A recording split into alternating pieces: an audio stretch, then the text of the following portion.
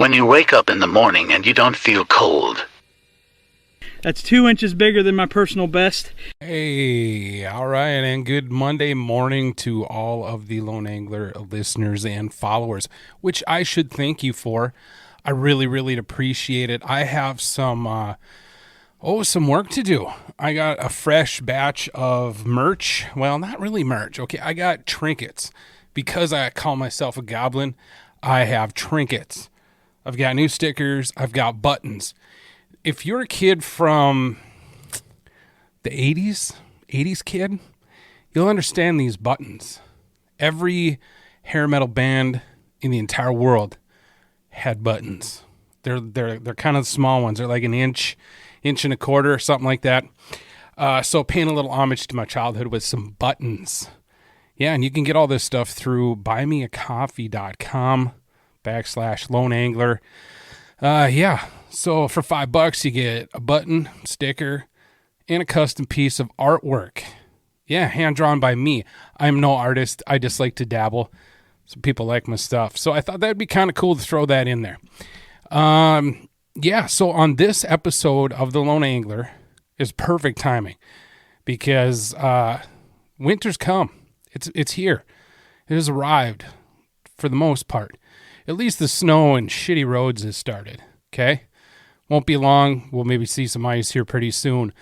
But on today's episode, Mr. Same Larsen from Northland Fishing Tackle stops up at the Goblin's Den. Yes, that's right. Actually came and sat at the table of chaos with me. Man, I'll tell you what, it's been a long time since I had somebody sitting across from me. What a great conversation. Sam is a product designer, product manager, graphic designer. He's got his hands in a lot of the underbelly of Northland Tackle. You know, something that really interests me as far as product design.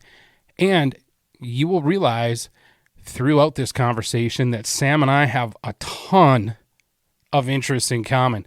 Both BSU grads. Just as I was leaving, he was coming in. Fishing. I'm not going to spoil it. I'm just going to let you listen and enjoy yourself. Oh, you know, now would be a good time to thank the sponsors of the Lone Angler podcast. Right off the top of my head, bingo, right there. Ridgetop Outdoors, located right here in Bemidji, just on the outside of town, right at the corner of Highway 2 and 71 South. Yeah, man, it's a perfect spot. You can fill up the truck right there. Boom, there's Ridgetop Outdoors. Got a full line of baits.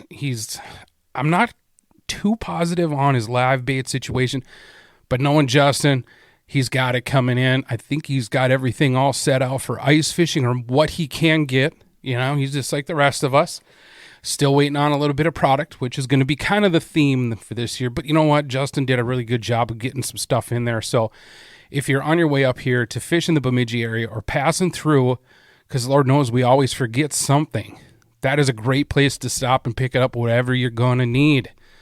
Again, that's Ridgetop Outdoors. When you stop in there, tell them the Lone Angler sent you in there, okay? Big thank you to P3 Plastics, Panfish Pursuers, P3 Plastics, and my name is Patrick Patches Olson. A lot of P's are being thrown around, but you know what you should be throwing around? They're microplastics. I would get those suckers in because the ice is going to be here soon. Bluegills love them, crappies love them, hell, largemouth bass even love them. They kind of went live over the weekend. I might have dispelled some secrets for fishing giant bluegills here in the Northland. I'm not talking about 2.5, 3 millimeter tungstens. No. 5s. And they're bigger baits. Dirty little secret. Yeah, so go to p-3plastics.com. Get your plastics in there. Get yourself a catch carbonite board. I have been using that for a couple years now. That thing's been through hell. Flow tubing and ice fishing, bouncing around in Crafty's truck. It's not a chip wrong. Not a chip out of it. Still reads beautifully. It's an awesome piece. Anything you put in that cart, use the code SPUG15 for 15% off your order. And hey, last but not least, Della Bay Rods. Thank you for supporting the Lone Angler. You guys should support Della Bay Rods, located right there in Elk River, Minnesota. Nate and Sam turning out some great sticks. Mine should be here really, really soon. So I can't wait to convert some reels over there and get them all set up. That's right. If you go to their site, dellabayrods.com, the code LAP15. LAP is Lone Angler Podcast. Or no, it's LAPFREE. My bad. Free. Got a few codes there, you know. But LAPFREE will get you free shipping on your ice rods. All right, so definitely head over to Della Bay. Also, follow Della Bay on Instagram, dude. Those guys got a solid gram going over there. Good stuff. Without further ado, I'm going to go back to doing Goblin type things. I'm tying up jigs, man. I'm having a lot of fun with it too. I might post some of them. I don't know. Part of me wants to just be grumpy and not show anybody anything, but whatever. Hey. Have yourself an awesome Monday, and we're getting closer to that turkey day. All right, enjoy the podcast. Hey, all right, welcome back to The Lone Angler. I am Patrick. Today we have, this is something that hasn't been in here for a long time. I've got a guest, like in the Goblin's Den at the table of chaos. With me is Same Larsen from Northland Tackle. How you doing, Sam? I'm doing good. Thanks for having me. You bet, dude. I'm glad that you drove over now because we're getting some weather. It's pretty nasty out there, making me think of winter, though. So I know I was sitting here getting this stuff set up, and these microphones are pretty sensitive. I'm like messing with the adjustments. I'm like trying to, what is that sound? Am I getting, I haven't used the other microphones in a long time. And then I realized it was picking up the rain and the wind outside. Yep. So have you seen the predictions? For snow and stuff? Yeah. My wife's been talking about it a little bit, and it looks like it's going to be winter real soon up here in Bemidji. Yeah, I don't know. I have 4 different weather apps, as a fisherman should, because, you can't rely on one. Exactly. I do a statistics type thing. We got some wild weather coming, so I look at all 4, kind of take some numbers, do an average. That's probably what we'll get, but 10 inches... That's the last I saw. You think so? I've heard 8 to 10, but I don't know. We'll see. And you know what? That might fall, but I wonder. I personally think the ground is still fairly warm. Yeah. I don't know. If we got 10 inches, maybe we might see 2 left. Yeah, hold a few, but it'll be good to get some snow on the ground and fill up some of our lakes a little bit before the ice comes, because if we need that snow, but... You definitely don't need it when the ice is on. If a fisherman could set this magic weather dial, especially in the fall, the ice fisherman, I think it would be the configurations of the dials would be something like a little bit of snow for deer season, no ice yet. Super cold temps, no wind. Once we hit 12 inches of ice, or actually about 6 inches of ice, give us a couple inches of snow, and then build ice from there on. I have done some early ice adventures where there hasn't been any snow, and that's rough. That's rough walking. Yep. It's almost, man, I should go buy a pair of hockey skates because my knees and my groin muscles would thank me. Exactly. Yeah. So what are your plans for first ice? We'll you don't see. have to give out any lake names. Yep. So. Yeah. Oh yeah, I won't. Not the little ones around here, and you don't have to do the same. We know how that goes. Usually, I like to make it up to red. Okay. Early, right away. It's kind of been a tradition. We'll see if it happens this year that a few of the guys from the office will get up to red either before the St. Paul Ice Show, right, or in between the shows, and it's really nice for us to get on the ice, refresh your memory, fish with the stuff that we've been fishing with all last year. Right. But that's new for this year. So then when you hop into the ice show, you're ready to talk about it. You can get people excited about it. It's just a little booster, and it gets you going for the shows. Yeah, like a pre-concert warm-up. Exactly. And yeah, it's always a ton of fun. Fishing's always good. Sometimes Bro joins us up there, so it's a good time. How many times have you fished with that guy? Quite a bit. We get out with him quite a bit just because he's so close to home for us as far as some of the bigger pro staff, that it's not hard for him to call me on a Thursday and being like, hey, what you doing tomorrow? And zip up there and fish and film a few things. So he's an awesome dude. he is. When I was early on, I did promotional work for Frabill, and I don't know if you saw that post on my Facebook of that little Frabill fish house. I don't know. Everybody's feeds just go, they're just bonkers. Yeah. I made a 1/5 scale predator fish house. Okay. I made the pattern and I had somebody sew up the material. It's black and gray. I screen printed Frabill on the side. I machined, I did in SolidWorks like a plug for the tub, machined that out, then vac formed actual ABS, and then I got aluminum tubing and I bent it and it collapses and folds over. I even made a little swivel folding seat inside. And I just put it out on Facebook, as a project for college. And then Frabill actually messaged me, wanted to know more about it. And then Bro's buddy, Noel Vick, he wanted to know more about it and do like a write-up about it. And I don't know, from there, it's kind of a blank. But the next thing I know, Bro and Paul Nelson, I miss that guy. They were talking to me, and the engineers from Frabill, Ryan and Tim, they wanted to see if I wanted to do stuff and do some promoting because I like fishing and stuff. Anyway, after being on, I think I was on staff with them for about 5 years or so. It had been, several years. I'm down at the St. Paul show, and it's, early before public comes in. I walk up to Bro, who got me on staff where, we've done many phone calls and stuff. And he just starts going, "Hey, have you seen this? Blah, blah, blah." And he starts explaining all these reels and all this stuff. And I'm like, bro. And Heather comes over and touches my arm. She's like, "He's in show mode." It's almost like he blacked out. It was like, "Human, tell him about the fishing rods." Yeah. And I was like, "Bro, hey, I'm on set." "Oh my God, I'm so sorry, Patrick." Yeah. He is just nonstop talking at shows to everyone, and everyone wants to talk to him. And it's just, he's such a nice guy. And he's funny. He's friends with everyone, so it's cool. Yeah. That was one of my bro moments. The other ones I probably just keep to myself. Okay. Some phone calls, late at night, 3 hours in. "All right, man, I got to go to bed." "Oh, I got more stories." I said, "Bro, I got to go to bed." But so tell us a little bit about Sam. Like, where did you go to school and how you got into what you're doing now? Yeah, so it's kind of a cool story. I went to school up here at Bemidji State in the art and design program, which, correct me if I'm wrong, but did you go to the technology side of that? Yeah, I spent a majority of my life in Bridgman Hall. Okay, yep. I was prototype engineering, which turned back into model design. Okay. And then I got a degree from NTC at the same time in industrial model making. Gotcha.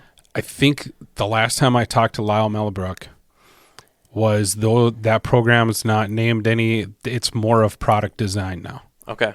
But so I spent a lot of time in Bridgman. Yep. So I was in the art and design side of that, doing the graphic and 3D stuff. And Towley on the technology side, you might know him, was like, "Hey," and I can't remember, somehow he found out I love to fish.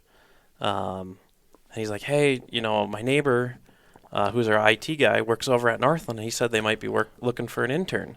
Like, you should apply."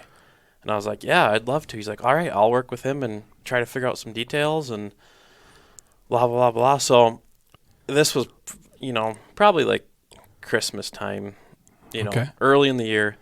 And I keep checking in with him, and he's like, "Yeah, I keep checking over there and haven't heard anything back, but I think they want it. I'll keep calling and trying." And it's like going back and forth. And finally went and talked to him, in spring now, and I needed a summer job. And I was like, "Hey, have you heard anything? Like, I gotta know, because or else I'm going to take a job at a resort here. Right. Like, coming up, because the resort needs to know, like, next week."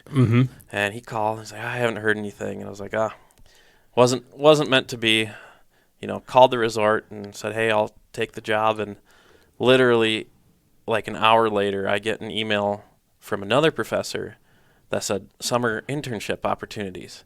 And right at the top of the list was Northland Fishing Tackle. So I was like, uh-oh, and I quick called the resort back, and I was like, hey, I'm sorry. I got to try to apply for this, and if I get it, I'm going to take it. It's too important.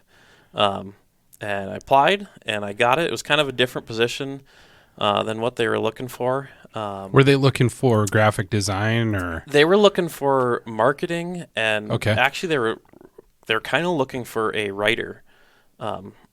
someone to build content for the website. Right. But I came in there with my art and design degree and talked to Eric Nag and said, hey, this is what I do. BSU's art and design is 2D for graphic and print, and then 3D for exhibit and trade show booths. So I had some 3D models that I had whipped up, and he kind of saw some opportunity to use that in product development, as well as graphics, as well as use me, just in the marketing team. So I did the marketing internship over the summer, and was lucky enough. They liked me, so they hired me part-time after that through my senior year.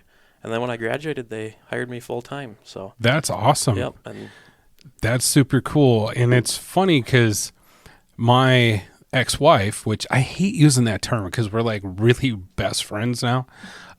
She has a degree from BSU, graphic design and exhibit design yep. as well. So we both graduated in 2012. Okay. Yeah, that's when I graduated. So we'd have been there kind of around the same time. I guarantee you, if we could go back in time and just hang out in the corner and watch, we've probably crossed paths. I guarantee you we've crossed paths. So was your Frable fish house sitting in the model making studio? Yeah, it's still it's sitting there right now. Yeah, yep. So Yeah, I made that. yep, Yeah. Yep. Okay. So Yeah, man, good times. The model studio, we had that big, when you walk up Bridgman Hall up the steps there, right at top, that was like all the model making stuff. We had the 3D printers. We had the the lathes and mills were downstairs along with a paint booth and all that kind. We kind of took up a lot of that, but that lab, big, huge tables, and it was awesome. You just sit there and build shit. It was I was cool. always kind of jealous of that room because I love tinkering and building stuff.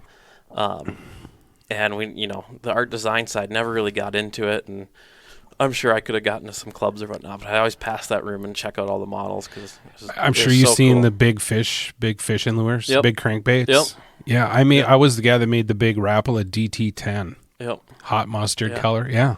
Oh wow, dude. That's small world. Yeah. Super small world. Yeah. So that's cool. I miss it, dude. Oh, well, matter of fact, in the clear tub that's sitting behind you, I'm working on a 1/8 scale skid fish house just because I miss making scale models, and I'm making it out of scrap. I cut down, scaled down lumber and stuff like that. Matter of fact, I have people. I posted that picture and they're like, "Dude, when are you gonna finish up the other little fish house? Just a little 1-man skid house." And the reason I was building it because I want to build a full size one someday. But I thought, well, I'm not going to do that right now, so I'll just build this little one and just kind of flesh it all out. But that's interesting, man. Yep. Yeah. Yeah, now I just do SolidWorks for 10 hours a day. Okay. And AutoCAD. Yep. But I can't remember, what was the 3D program that exhibit designers used? We used 2. So Form Z, That's and then at the time, I think it was just Form Z is all that she used. Yep. And then 3DS. 3D Oh yeah, Studio Max. 3D Studio Max Autodesk product. Yep.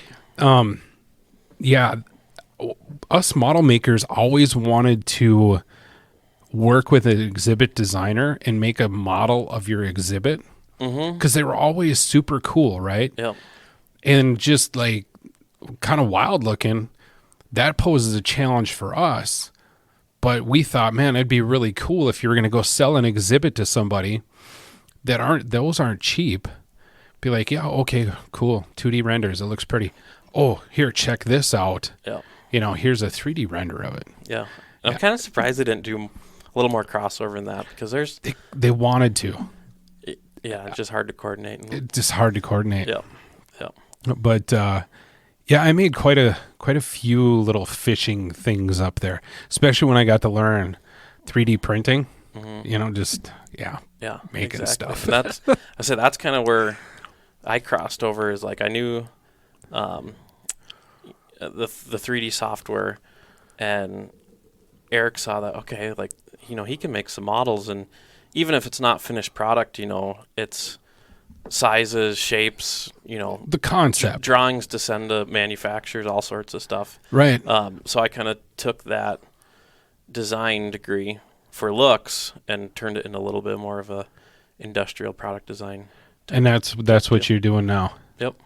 Yep. So yeah, my official title there is visual marketing coordinator still. But I wear a lot of hats. More recently, in these last couple of years, I've shifted over and my focus is in product. So I help Eric Nag over there do all the product stuff, get everything ready, work up colors. A lot of it's project management with the manufacturers, making sure things are rolling smoothly, getting samples in time. But I also do quite a bit with the marketing team still, shows, coming up with marketing ideas, and that stuff's all kind of linked together. Yeah, it is. You need to be able to market the products you're developing, so it's kind of a mesh cycle. So it works good like that. And then I do a fair amount of graphics yet. Okay. So we have some external graphic sources, companies we farm stuff out to, but a lot of the day-to-day stuff for quick things, image management, photos, some videos, which I've shied away for a little bit with that, with having a bigger load in product development. But a lot of different things there, and it's fun. That's pretty cool, because what I'm about to tell you is kind of wild, because I've always wanted to, and I am kind of in the fishing industry now, designing fish houses. Yep. But there was a time right after college, I was talking with, at the time, John Crane was there. Yep. And I was like, hey, John, I'm a BSU grad, prototype engineering. I got all this, 3D software stuff. I would love to, if you have an opening or even an internship, getting into product development and stuff. And we chatted, and I told him, I said, my goal in life is to be that guy that the pros come in, they got some wild idea, they've drawn it on a bar napkin, they're like, go see Patrick at the end of the hall, knock on his door. I sit down, they hand me the napkin.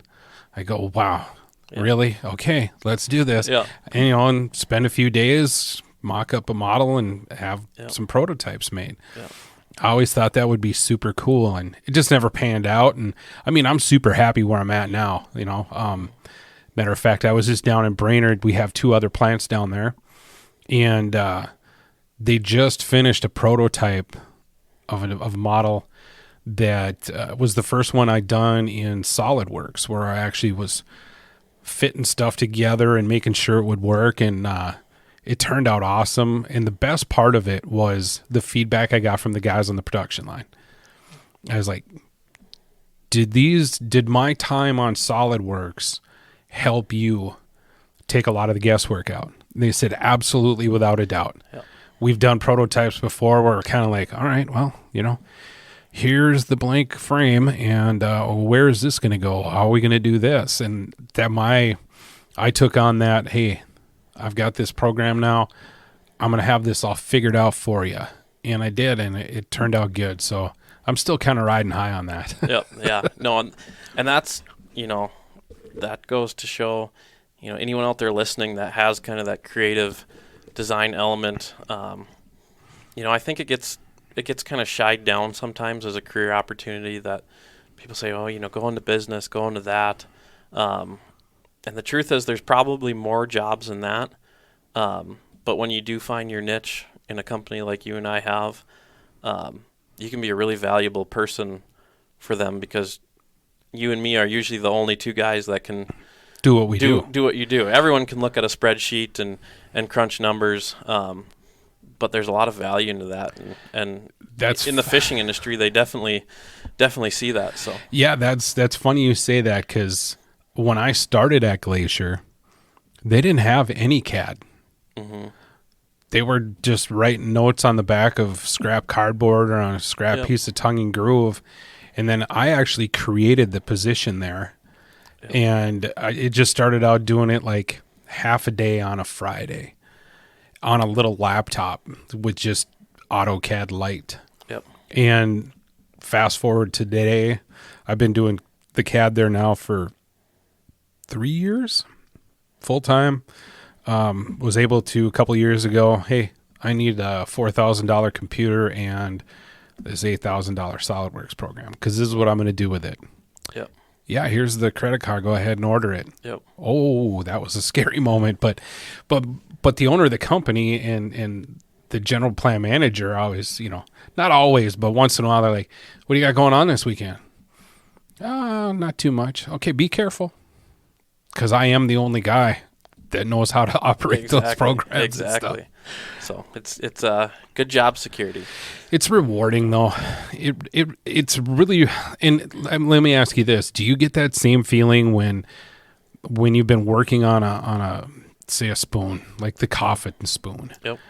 You finally get it. You finally get samples. You guys get out and fish. You start catching fish and it's a thumbs up. Isn't that, do you get that like super rewarding feeling? It's a super, super cool feeling to see something go from, like you said, it's usually chicken scratch from a pro staff, in-house, something like that. Yeah. And to turn it, make it look cool, be able to easily communicate it with manufacturers, and then all of a sudden, boom, you're fishing with something.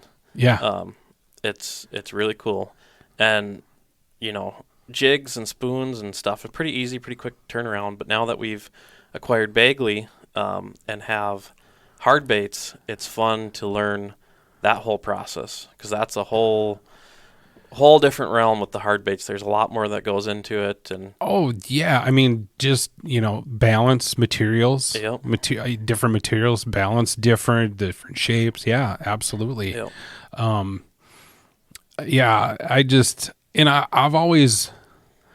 I've always thought, I don't, if I ever got into designing baits, I don't want my name on it. I just want to be walking around and be like, see that? Yeah, yep. I did that on my computer. Yep. And then just keep moving. Yep. Same. So I sometimes try to, and names, move around, but I try to sometimes slip in like a little silent meaning to like a color name or something, of something that reminds me of something that no one else would ever know in a million years, but just kind of and it works with the color, but something like that is kind of fun to do. But well, I wish you wouldn't have told me that now, because now I'm going to be sitting on Northland's website and being like, what is the meaning behind Purple Wonder Bread? I wonder what that's all about. They're usually pretty hidden, but maybe it's more of inspiration for the name than the hidden meaning for the name. But well, as I get into this whole fly fishing scene, and there's my fly table or my fly tying table and stuff. I'm trying to learn about that kind of stuff, and that part of the fun is some of the names that dudes come up with some of these flies. Mm-hmm. Just the language in general. Yeah. Some guys dive into this like Greek mythology stuff. Some dudes, it's like, man, I don't know if whoever's in charge of your marketing department must just be a carefree dude, because it's borderline perverted name. Oh yeah. It's kind of an interesting thing, but there again, like tying flies, that soothes the creative beast. Like I have to make something, whether it's drawing on a piece of paper, making a fly, building tiny fish houses. Yeah. I'm just that kind of dude. Are you kind of like that too? I am exactly like that. And another thing is I used to, I still do it here and there, but I build some lures. And that kind of, I've always been like really into fishing and loved it, but I think that really sparked the drive to do it more and more. As I started building, my dad was a big woodworker. Okay. So we had wood tools around, and I saw back, this is in early high school, middle schools, when the big swim bait craze was going, the multi-joint swim bait, and I was like, that's the coolest looking lure I've ever seen. Like, the big one was Armageddon or something like that? I just remember looking them up, and they were like $80, $100, $200, and I was like, geez, I was like, I can build that. It was a dangerous thing to say because it took me a while. But I eventually started getting some lures that worked, and that kind of shifted towards musky fishing at the time. Because big lures were a lot easier to make than small lures. So if you're making big lures, you got to fish for muskies in Minnesota, right? Right. So started doing that. I've done rod building, a little bit of fly tying, but I'm not very good at it. I'm not either. Too big of sausage fingers to get that stuff down, but... Well, yeah, and I'm not going to be like loading up any size 22, 24. I've learned that hooks go into the 30s on some of these flies. It's insane. Like, all right, that's a little ridiculous. Smallest I'm going is like 14, Which is still... That's pretty small. But rod building too, huh? Yeah, a little bit.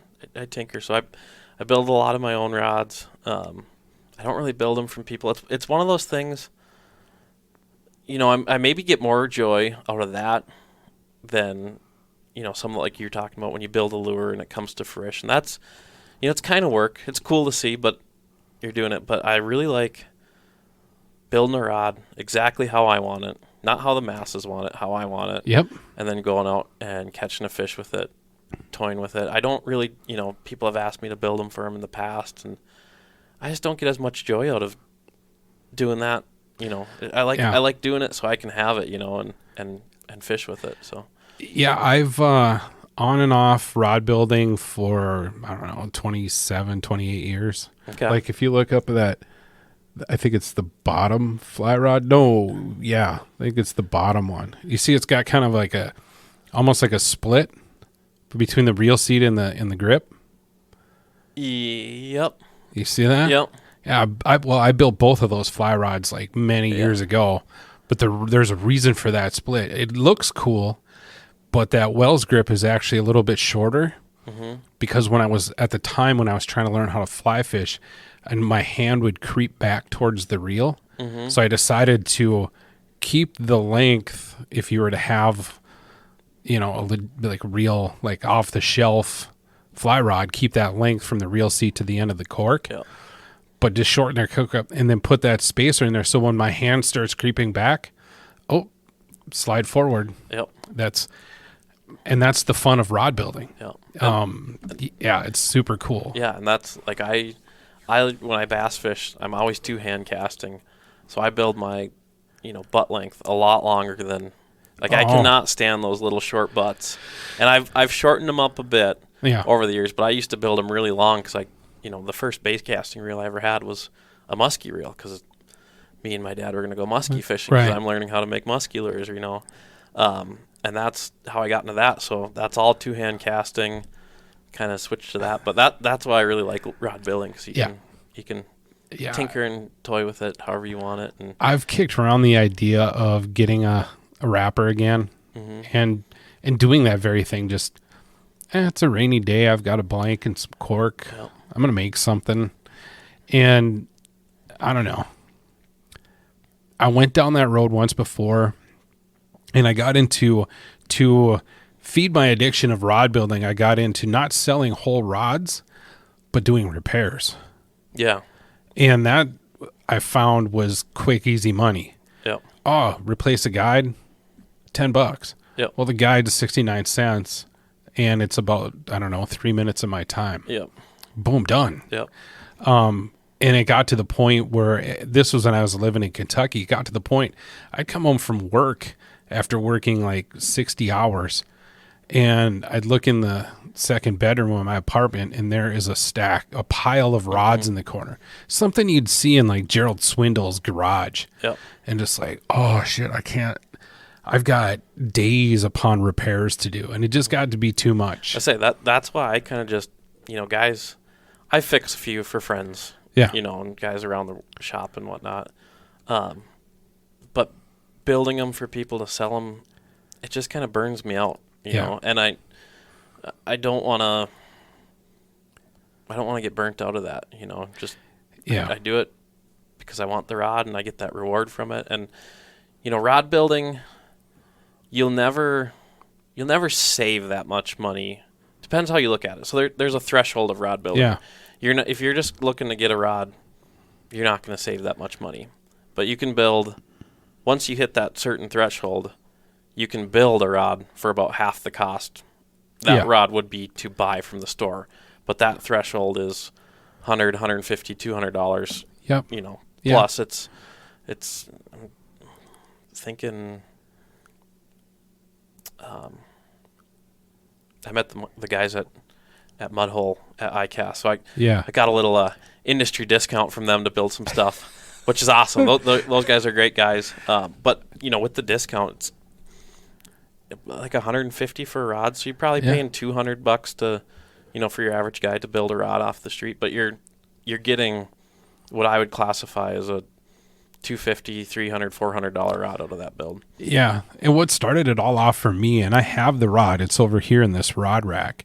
My very first one that I built. Now I've rewrapped it a bunch of times, and I'll show you afterwards. There's a really cool scar on it that I want to show it to you. But the reason I got into it was I wanted a 6-foot, one-piece ultralight with a Tennessee style handle, because I wanted to put whatever reel and put it wherever I wanted on there. Yeah.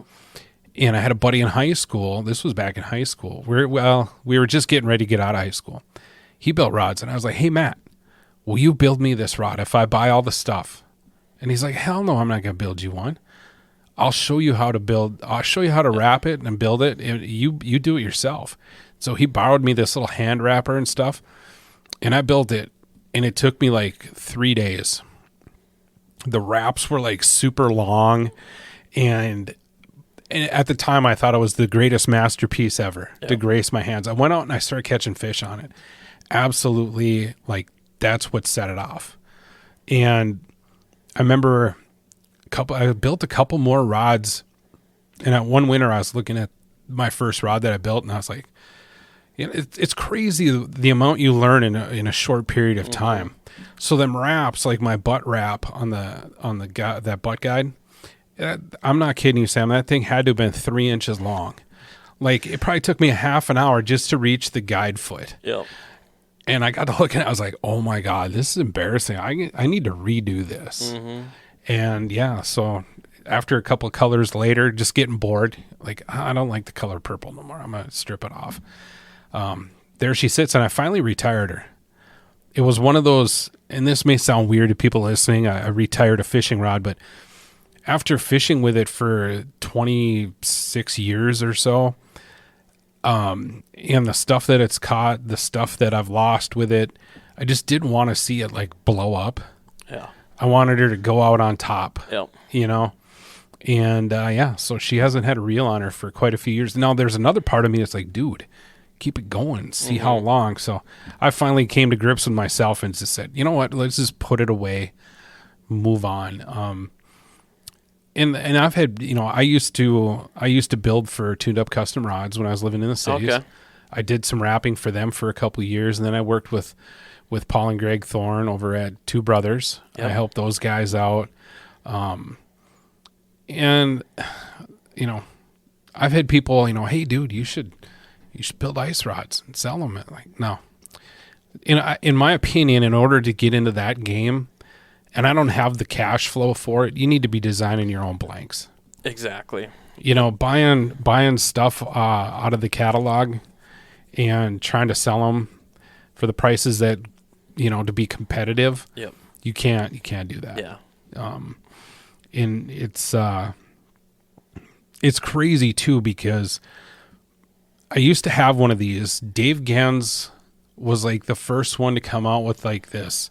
Well, not the first one, but the first mass marketed type deal was Berkeley Lightning Rod, Dave Gens. Mm-hmm. It was an ice fishing rod. Mm-hmm. And it was super cool because it had like a parabolic curve.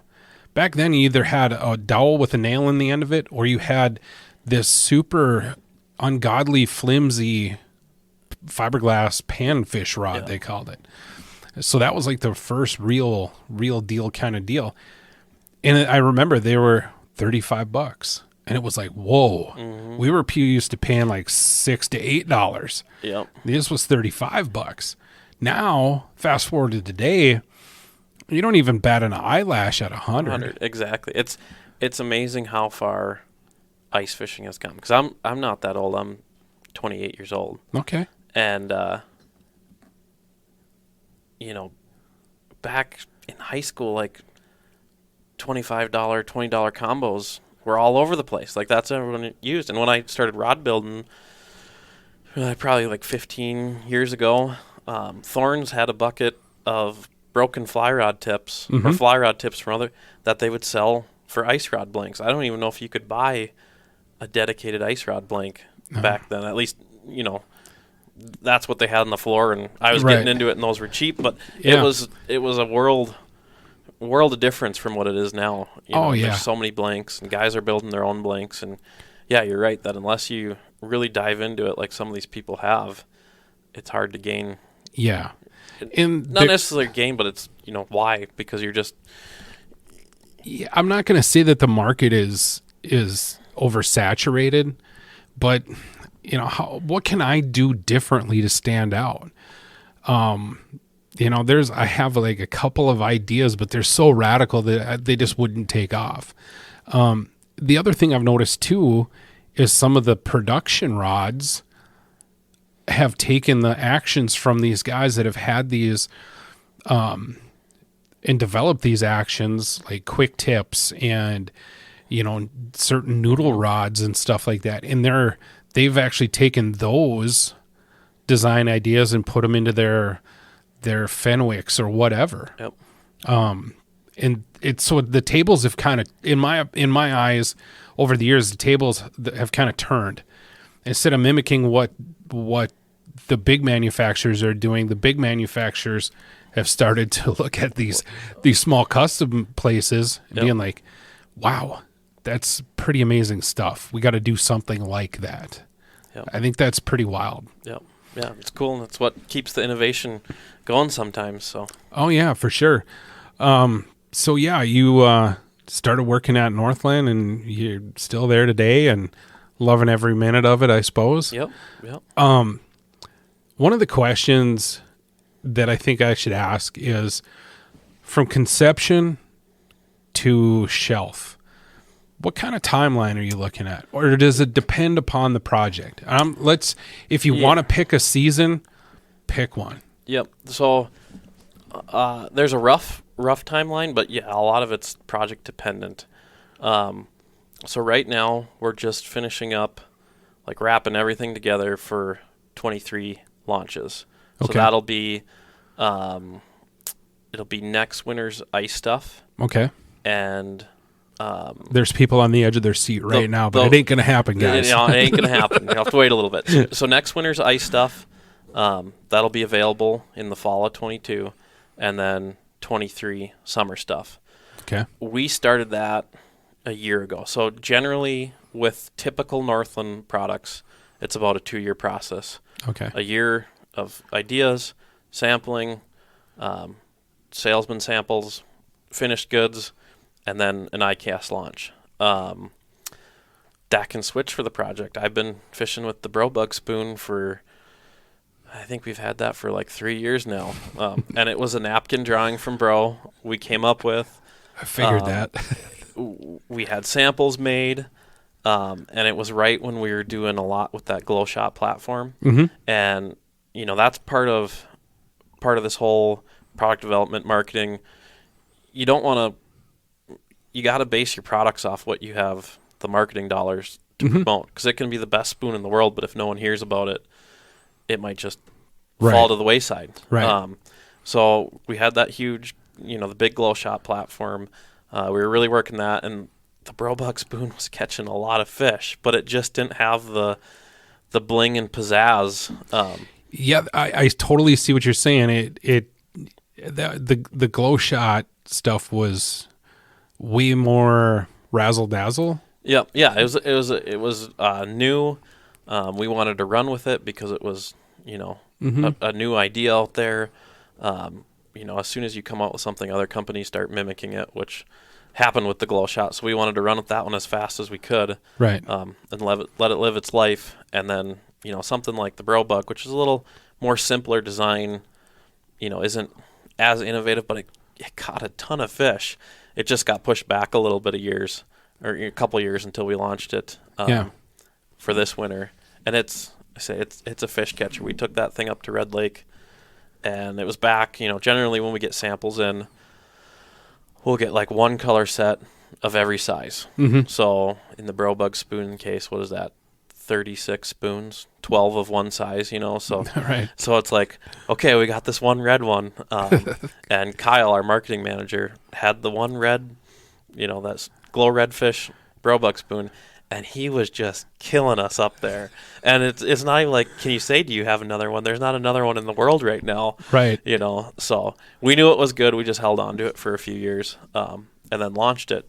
The flip side is sometimes we have an idea come up that we can fast track, that we didn't think of right away. And, 90 days we can get samples produced and get it in the lineup. So it all kind of depends. But generally, like, we're just wrapping up 23 launches. And then the next month or two, we're going to start getting our 24 concepts in. So it's a long process. And with the hard baits, it's even longer than that. Well, and that's what I was just going to bring that up. You kind of touched on it before with crankbait design.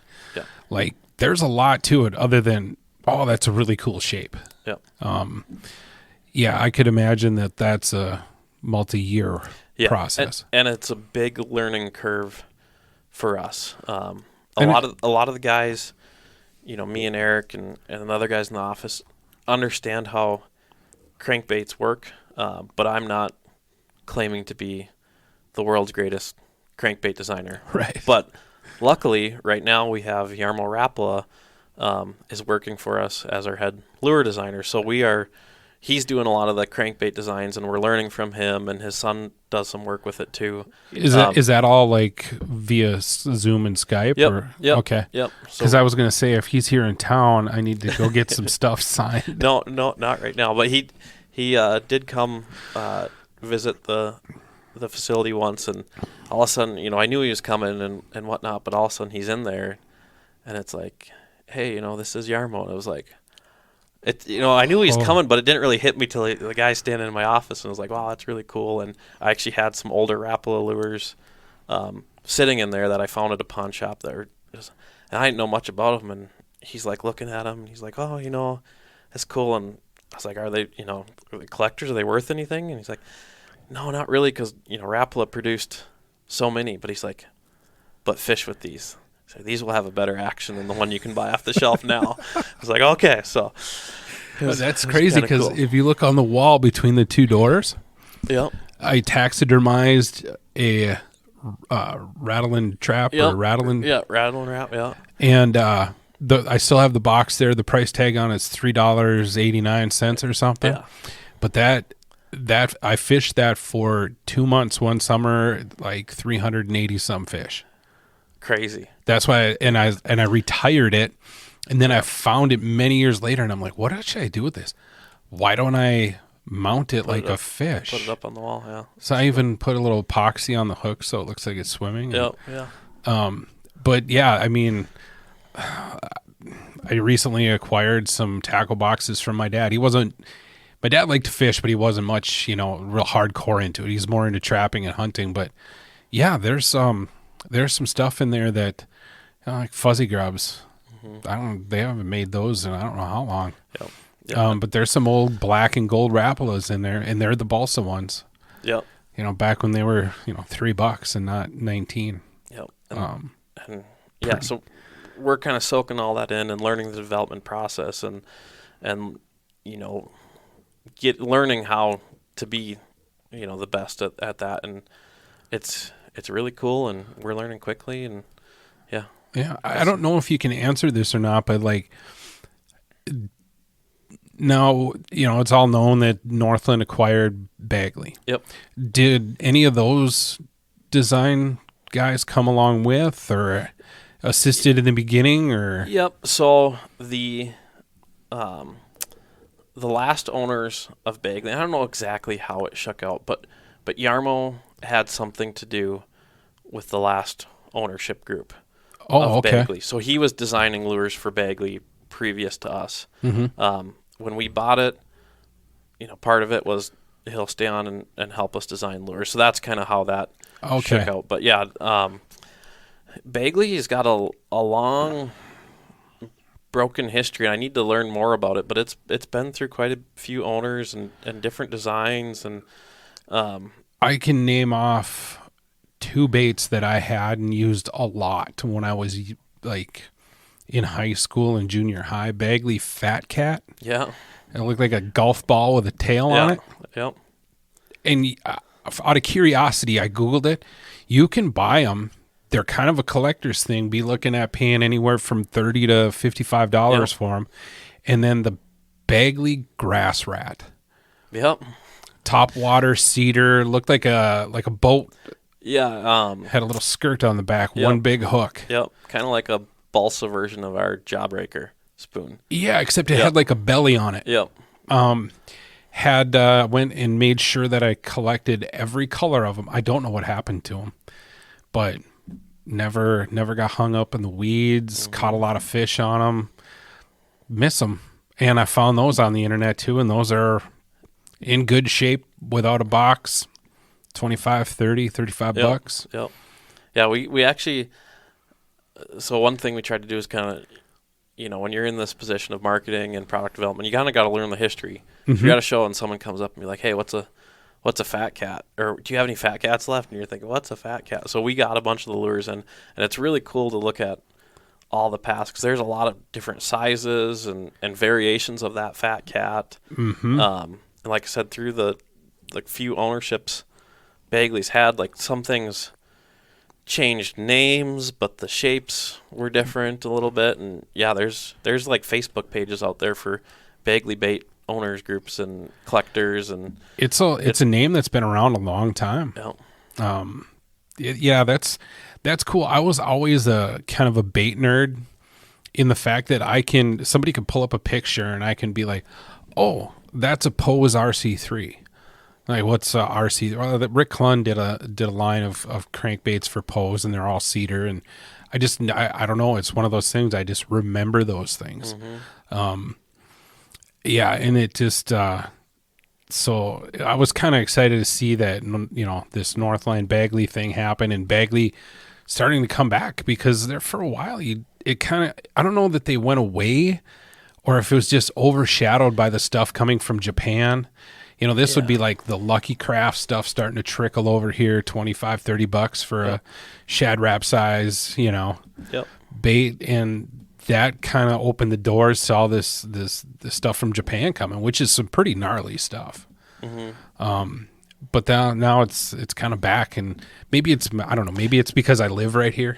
Well, I think you're right. So let's say we bought it with the intentions of growing it. It was run smaller. It was run well, but when it's smaller, you don't need as much, distribution and placements to be successful. But, when we bought it, our plan was to grow it to, grow it like we have the Northland brand, grow that brand. So we definitely have been working really hard of trying to get it spread out. Also known in the Midwest, it's funny because it originated in Minnesota. Bagley? Yep. But see, now that I did not know. Yep. I always thought Bagley was like a Missouri, Arkansas area. Yep. Okay. I believe I should have. I'm not a great history buff, but I believe it's Jim Bagley is the founder of it, and I'm pretty sure he's from somewhere in the Twin Cities area. But then it was really known in the South. It's known as a Southern brand, but us acquiring it, all of our friends, in the business are up north, and all of our good distribution is up north. So we're really trying to, show people that, hey, these baits catch a lot of fish up north. And, we sponsored the Classic Bass Tour this year, and it was fun to see those guys use the baits during the tournament and do well with them. And it's been a fun journey, and we're hoping to keep growing it. Oh, yeah. So, yes, you will be seeing more. Yeah, that's awesome. And I just learned a little something like myself. Like I said, I always thought Bagley was at Missouri, Arkansas, somewhere down there. That's area. Where it's known for, but yeah. Yeah. Wow. That's awesome. Now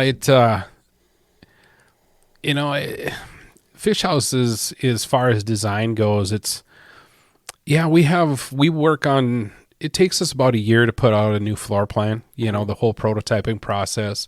And there's some things that we're looking at doing in the future here, because when we do a prototype, we actually kind of work it into the production line, work on it, and then pull it out. Yep. And that's we're starting to see the effects of that happening. So we're thinking about maybe having another facility that just does prototypes. Yeah. Prototypes, maybe perhaps some custom work.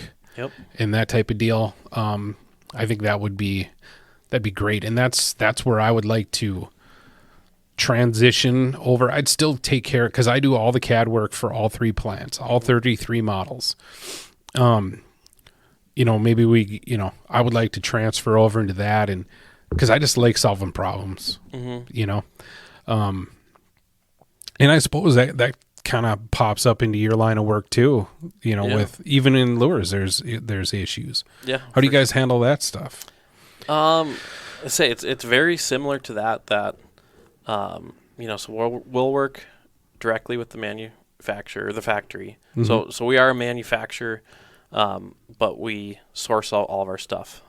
We used to have a plant up in Rainier, and hate to say it, but it doesn't work to make fish and tackle domestically, you know, anymore. And yeah, it's there again. It's kind of a sensitive subject, but I get it because I work in manufacturing and I work in design. Yep. I trust me. We wish we could, but you also got people griping about the prices of what they are. So that being said, we work with some awesome manufacturers.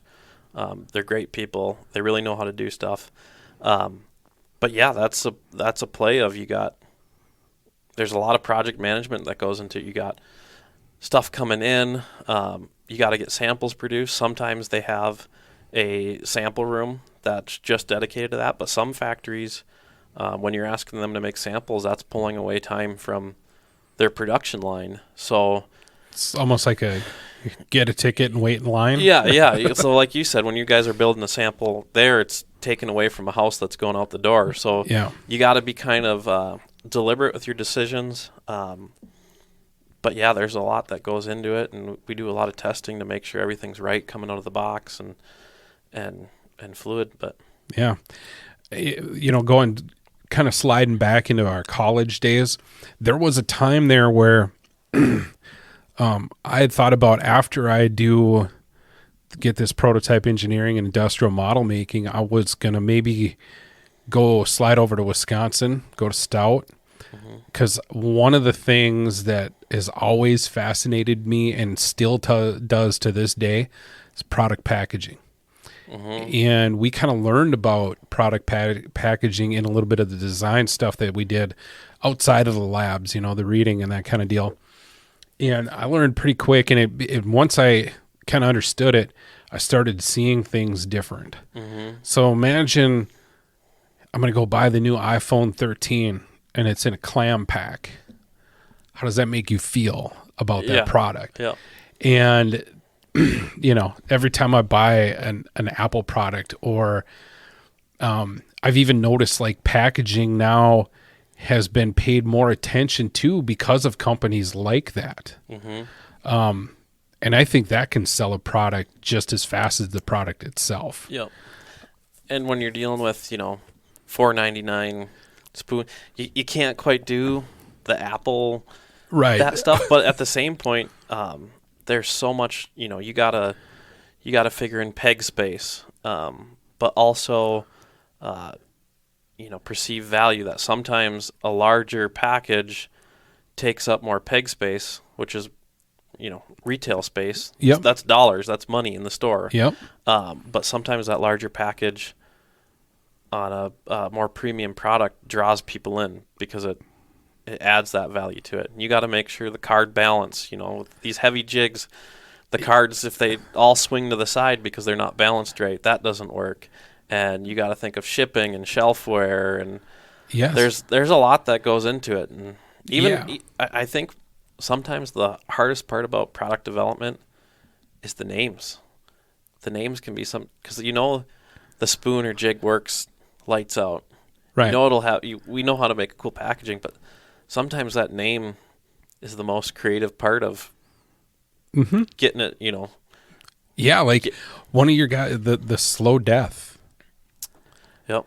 You know, like. Yep. Got the butterfly blades and the butterfly blades I can kind of see. Yep. But like that, and maybe I'm not much of a walleye guy. I kind of follow it a little bit, but the slow death rig. You know, who named that? Slow death. Yeah. Like, it works, you know.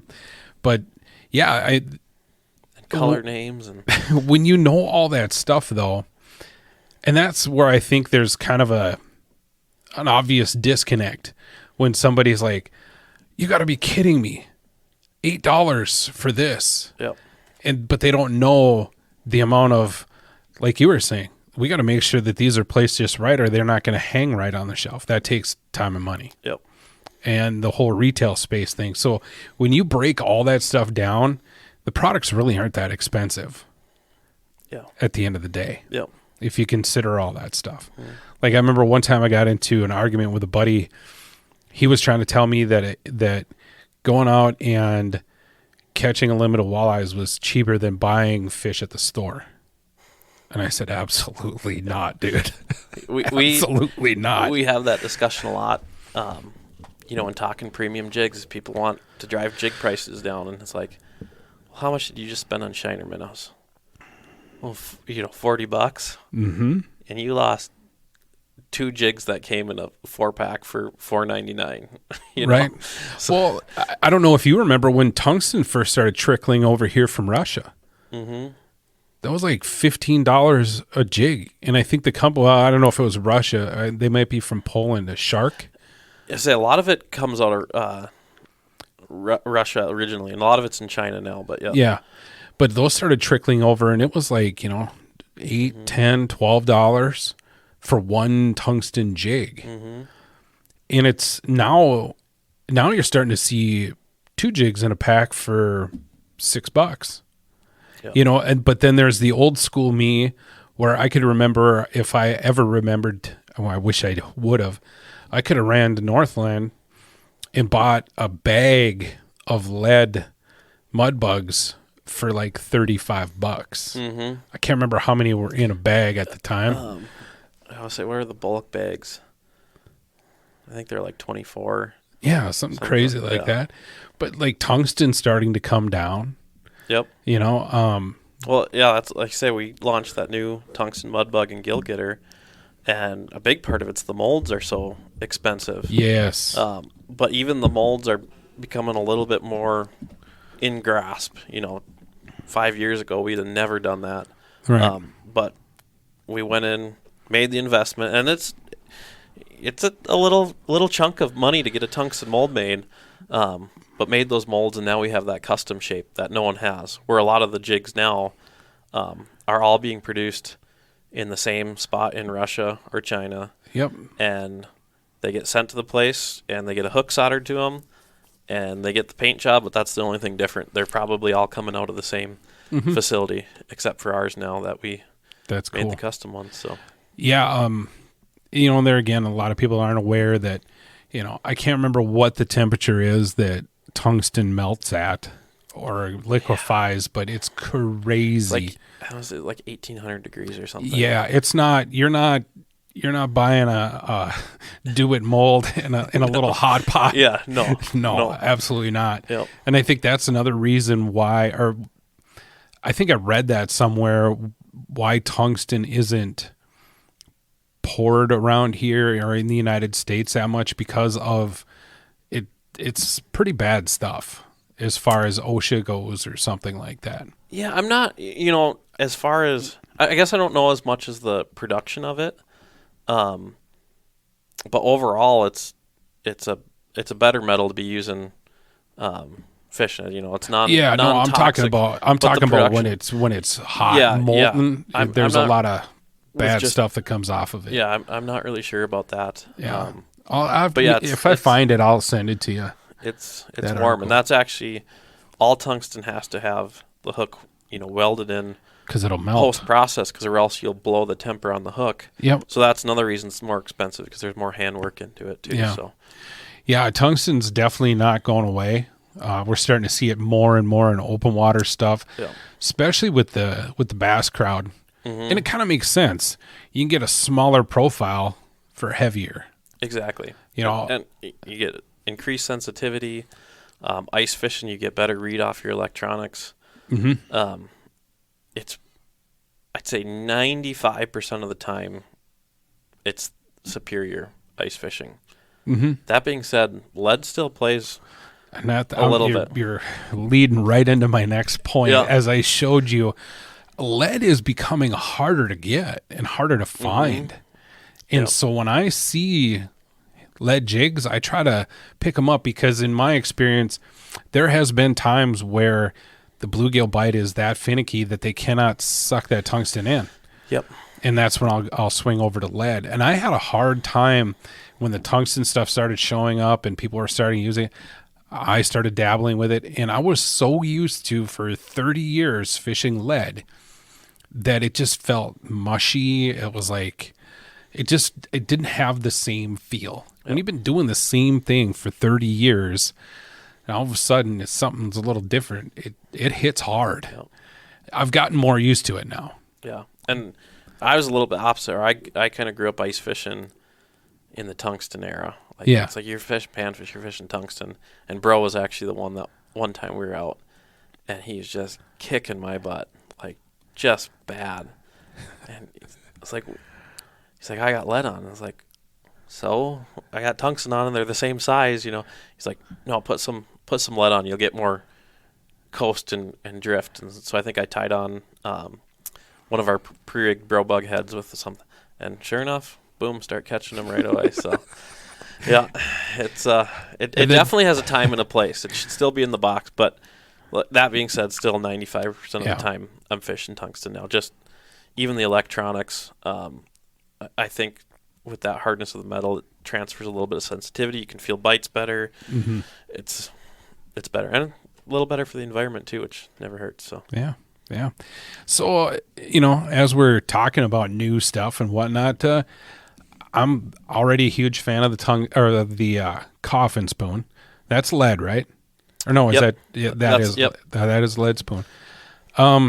What was if you can, what was the whole idea of the shape? And yeah, so that one was one that I actually whipped up a few years ago as part of the Glow Shot platform. Okay. Because we launched that Glow Shot Flutter spoon first. And part of that was it needed to be zinc to have the tolerances to hold in the sticks. You can't mold. Lead's too soft that those little flappers will break off if it's out of lead. So we had our current buckshot flutter spoon out of zinc, so we just took that shape, added it into Glow Shot, and I was like, this Glow Shot's killer. It works really well, but sometimes I want that something a little faster falling, a little heavier.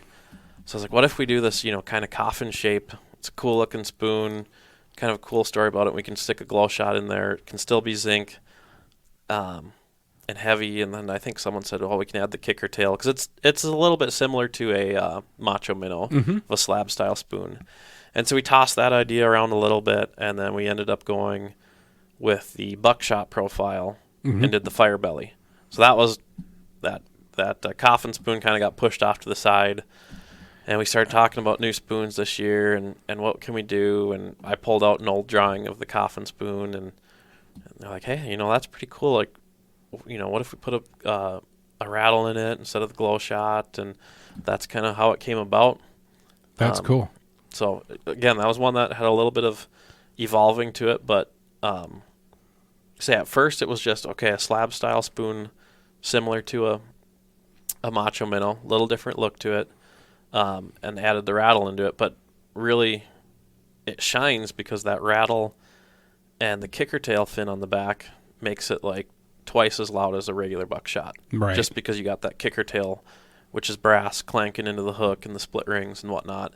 And then with the multi, hard angle sides of the coffin shape, you get a little different light reflection than you do gonna- like a macho minnow. Yeah, you got more surface area there. Yep. Yeah. Yep. And then got the samples back, and it had a killer action right from the get-go, so we didn't really need to make any adjustments with it. And, That's always and a good ran. thing. Yeah, so it turned out to be a really cool spoon. So Has anything ever started out as, for lack of a better term, like a joke and actually became a bait? or it can't, or would it wreck the marketing if you divulged that information? I'm trying to think. I mean, nothing. Ideas.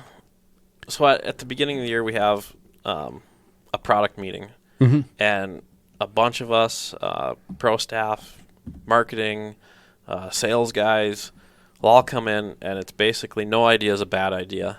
Right.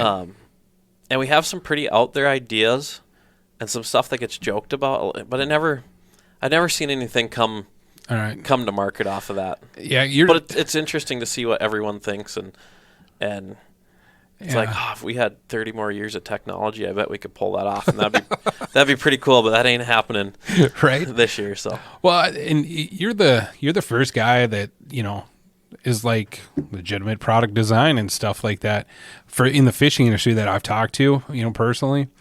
But there are some bass plastics that I'm like, oh, how many bush lights did it take to come up with this? And if that thing ever was real and swam in these waters, I would never float tube or swim. I wouldn't let my kid within 10 feet of a body of water. Yeah. So that's why I asked that question. I was just kind of curious on that. Which that kind of leads me into plastics and stuff. I know, Northland has a few plastics out in that bass world. Are you guys going to kind of expand into that way, or is that something that... Yeah, so we started, as you may know, we did the Impulse rebrand. Yep. So it used to be red and yellow and kind of have a Northland look to it. And right before we bought Bagley, we were starting to work on that and decided to move forward with it. And we were planning on launching new shapes. And we launched that rebrand with the intention to load in new shapes next year. And then it was like, stop, we got this opportunity for Bagley. Yeah. Let's focus on that. So the whole plastic side kind of got put on hold for a little bit. We still have some stuff in the Impulse line, but it's definitely, I think, a category that we would like to experiment with in the future and start dabbling. And we're not just, pushing it to the wayside. Yeah. So we're gonna start working on some cool stuff there, I think, in the next few years. But because I started falling in love with that Impulse stuff when it first came out, and I learned that that the whole scent was developed up at BSU. Yeah, that was pretty cool story. Pretty rad, and I was also like, part of me was like, hey man, I was right there in Bridgman Hall. I mean, you could have let me know, and I could have come up there and like checked it out and all that kind of stuff. But yeah, I said that was a little bit before my time there, but it was like super. It was like super secret. Like even to this day, like what's in that? I've never seen what's in the formula. It's like locked up in a cabinet, and there's kind of like non-disclosures and kind of like the Krabby Patty. Yeah, all sorts of stuff involved with that. But yeah, it was pretty cool to hear how that whole story came about. And I started buying a lot of the microplastic stuff or the small plastics and bloodworms and all that kind of stuff. I'm trying to think. There was another one. It was kind of like almost like a miniature beaver bait. Yep. What's that called? The water bug. Yeah. Yep. Awesome for tipping spoons. Okay. And I caught when I'd go up to Lake of the Woods, that was my primary. Like I didn't really use minnow heads that often. Mm-hmm. It was that water bug tipped on a spoon. Mm-hmm. That's one dirty little secret. I'm not much of a walleye fisherman, but every time that I've gone to Lake of the Woods, I always bring a panfish rod, and I always get a few bonus walleyes or walleyes that I wouldn't have caught if I didn't have a little tungsten, 4mm jig and some waxworms. Yep. Especially if the shiners ran really good this fall. in the spring, but sometimes they don't. And those walleyes and those saugers, I learned that they start feeding off of like hellgrammites and mayfly or dragonfly larvae and stuff like that, and that's where the waxworms really shine. But the Devil's Lake guys do that quite a bit. They've been hounding us for a few years to build a slightly larger tungsten jig with a heavier hook for perch and walleyes.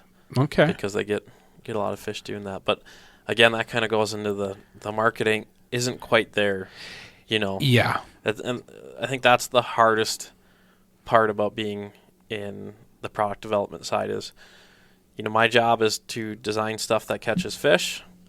Everywhere. That catches fish everywhere that everyone uses. Because it doesn't make sense for us to go down little pigeonholes and kind of like the custom rod deal. Yep. There's someone out there to service that category, but right. Our goal is to have quality products at fair prices available as best as we can. So, hey, I've been using Northland Tackle ever since I started buying my own tackle when I was a kid. I'll always have some Northland stuff. Always. Matter of fact, my walleye box is, oh my God, I don't know how many fireball jigs. It's just my jig. It works. And that's one that it gets a little bit of a free pass. We don't sell a lot of fireballs outside of the 218 area code. Really? Really. That one's kind of one of those regional things, but we sell a pile of them in the 218 area code, so they get to stick around. But yeah, that I did not know that. I got the short shank, and it's got the little deal where you can attach the stinger hook if you need to. It's kind of a regionalized thing. It's a little bigger than that, but it's kind of that northern walleye belt. We call it a 218 jig, which those are sometimes okay because we love the people in the 218 area. So well, I would hope so. Yeah. I was going to ask you about one other jig, and I wasn't able to get my hands on any, but the punch jig, are those still in? So we actually discontinued the punch jig, but we still have the fly version of it. So we had a punch jig and a punch fly. Yeah.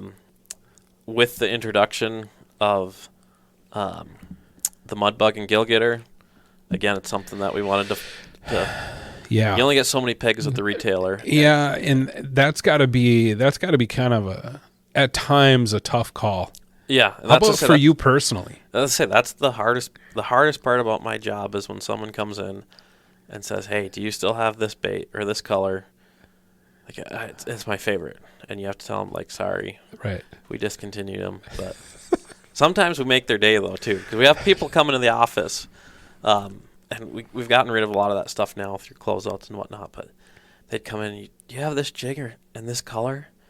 "Oh, let me go check." We discontinued it, but sometimes we have some laying in the back, and a lot of times they say, "If you do, I will buy every single one you have." It's like, okay. Come out with a 5-gallon pail.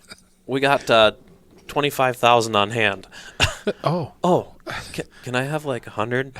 Yeah, we'll sell you 100. Yeah. So and sometimes we'd have it in where you'd only have 500 on hand, and guys would seriously just buy them out because that was their deal. So yeah, the one time I visited the headquarters there, it was after a bluegill outing, and I was fishing my beloved mud bug, and I ended up with 3 jigs with broken hooks in my pocket.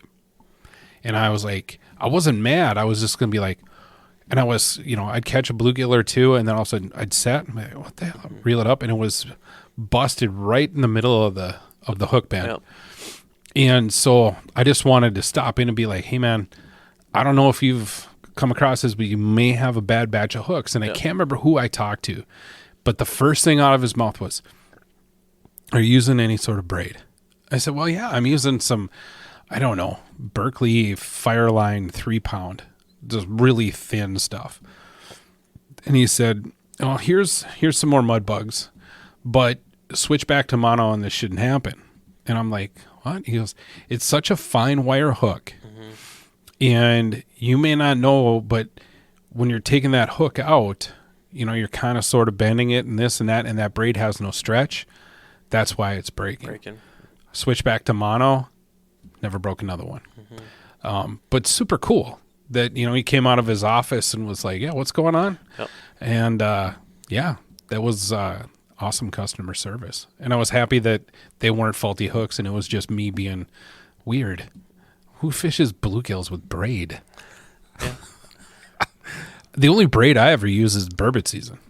Okay. I feel like I've done it a couple times, the leader or whatnot. You generally was using like a fluorocarbon or a fluorosilk, but okay. Yeah. Maybe. There again, all my ice rods are ready to go, and my buddy was like, oh, wow, did you get them all spooled up? I'm like, no, I change a line on an ice rod maybe, I don't know, once every 3 years. He's like, what? I'm like, dude, I'm fishing like 30 feet of water.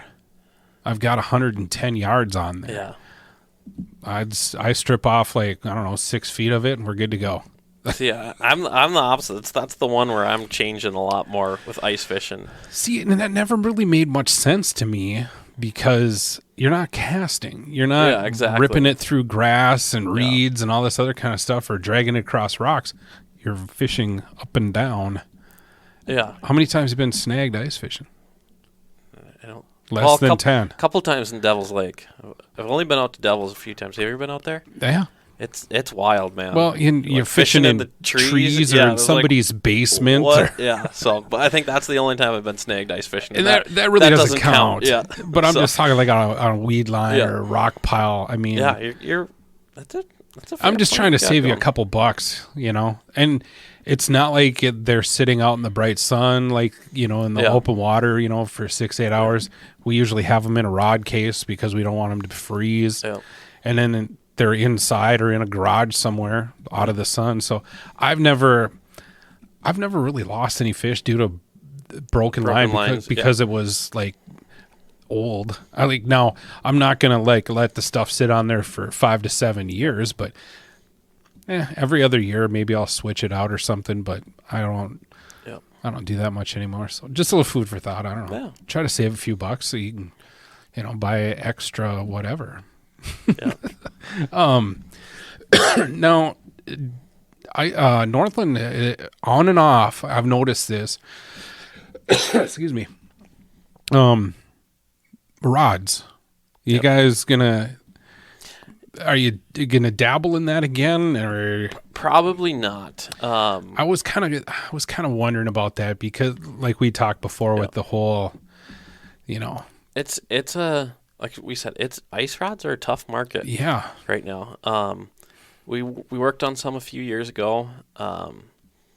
They were great rods. We really liked them, but we just didn't get the placement out of the bat. And there's a lot more that goes into rods. You got to deal with, breakage and customer service cases that way, and higher ring value, shipping, and it just we're under some new leadership. We got a new CEO in a few years ago, and he wants to be a lot more directed of where we go. So, and it makes sense. We need to stick with what we do best, which are jigs, rigs, spoons, and tackle. So I'll leave the rods to other people for the time being, at least. I in my time at Glacier, in the design aspect of things, and luckily for my schooling, because I started out in graphic design down in Kentucky, like old school stuff, like drawing classes, painting classes, that type of stuff.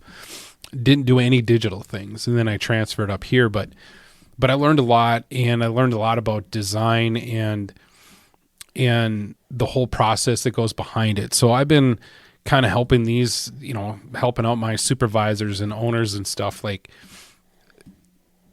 there's a process. There's throw it at the wall, see what sticks, then throw it at the wall again, see what still sticks and what's new that's sticking.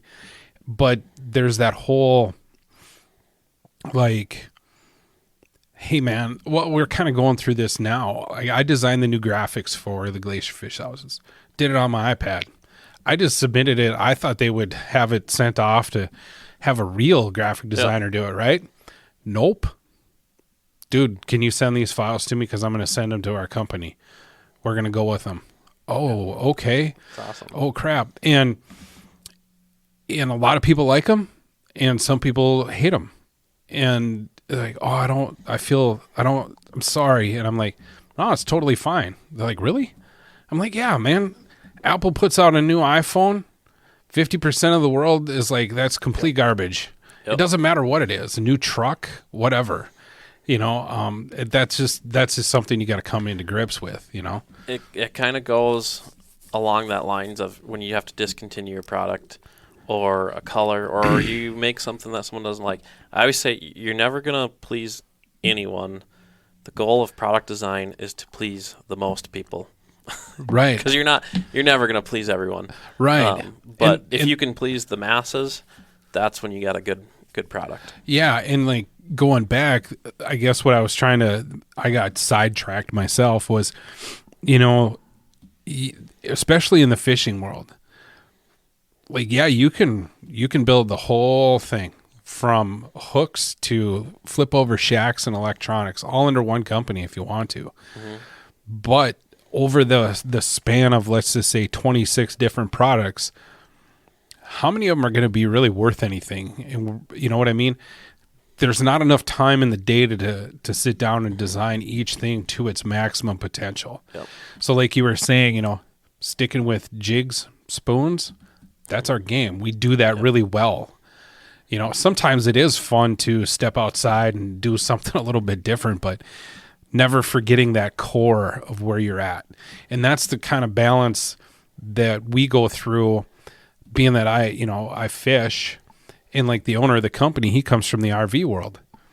So he'll like slide some floor plan, be like, we got to do something like this. And I'm like, well, that's great. I mean, there's 2 queen size beds in there. There's a 55-inch TV. There's a shower and a sauna. That's cool. But let's not forget what we do. Yeah. You got to And they're put like, holes what's in the that? floor I'm somewhere. like, we're ice fishermen. Yep. That is our core product. Now, that's the fun part, is trying to bring in some of that stuff from the RV world into our product, but without achieving that balance. Mm-hmm. Hey, Exactly. this is a cool new thing, but you can still ice fish out of it. Yep. You got to win in your home court and branch out a little bit for some new ideas. And some crash and burn. You think it's going to be the greatest thing, and you can't give them away. Sometimes Right. it happens, but And I'll admit, they're in the 3 years that I've been doing it full time, I've already hit a dry spell. And they're like, what do you mean?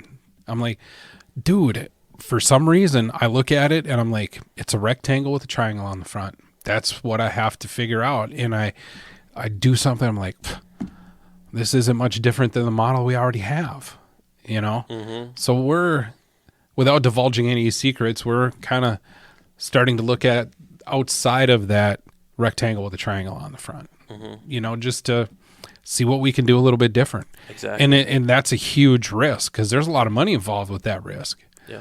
And that's why, I don't know if you've ever seen the product. We built 4 of them. It was, it kind of looks like it's an open back toy hauler. Yeah, they had some out at the dock place, right? They had one. They had 1 or 2, maybe. Yeah. I know they had 1 for sure. Okay. So that very house right there, the owner of the company is like, hey man, we should do something like this, but a fish house. And I get this piece of paper and I'm like, all right, I got to Google this company. And it's a place out in California that builds these on these huge trailers, and it's for hauling your sand rail. Then you got a place to sleep, right? Mm-hmm. And I kind of was like, yeah, I see what you're saying here. We could put some holes back there. Then a guy doesn't have to worry about, will my giant side-by-side fit in here? Yeah, it will now. Mm-hmm. So it's built on a 24-foot frame. The cabin half is 12 feet. Mm-hmm.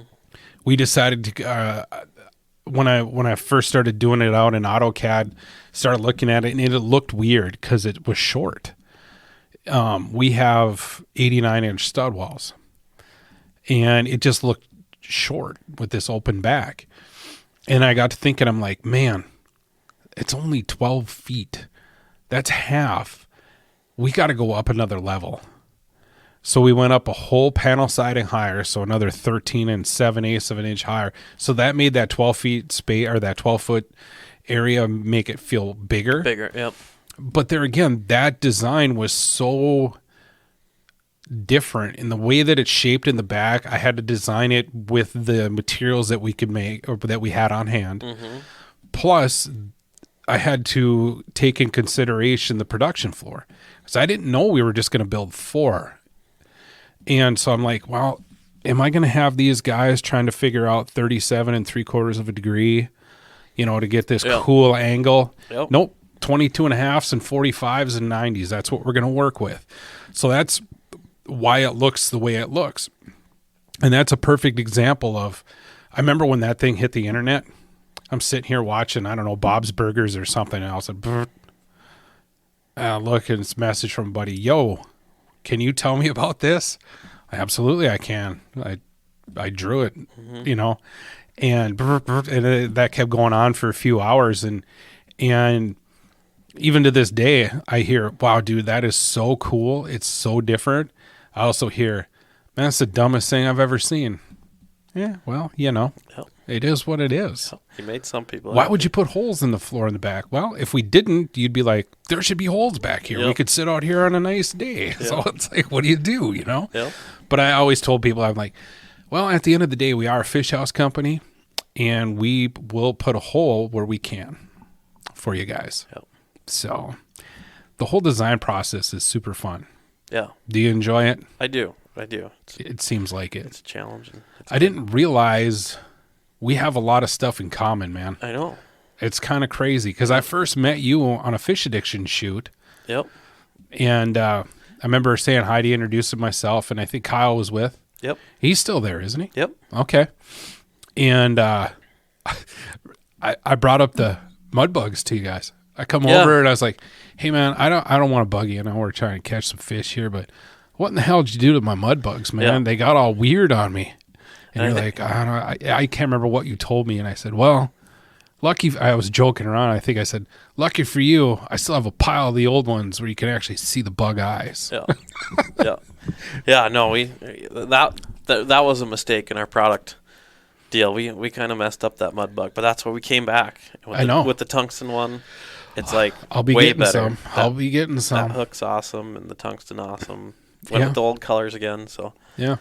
Well, I mean, I say they were in that box when you first showed me that. I was like, "Oh, are those the tungsten ones?" I could tell the shape was just a little different, so I knew they weren't. But yeah. Well, and over here, I've got 2 of these micro groove boxes for people just listening. One is tungsten, the other is lead, and I keep them separated, offspring style. But yeah, you can see right in there. Yep. More mud bugs and gill getters. Yep. Don't tell bro he's gonna come knocking on your door for him. You know what? I'm gonna pick on him a little bit, especially with the bro bugs, because I got some really nice.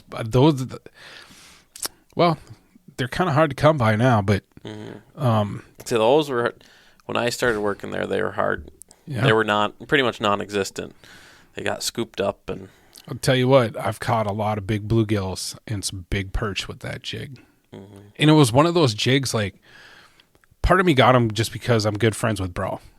When he came out with the whole bug line, I was like, I love bro. He's awesome. I'm going to buy a bunch of this stuff.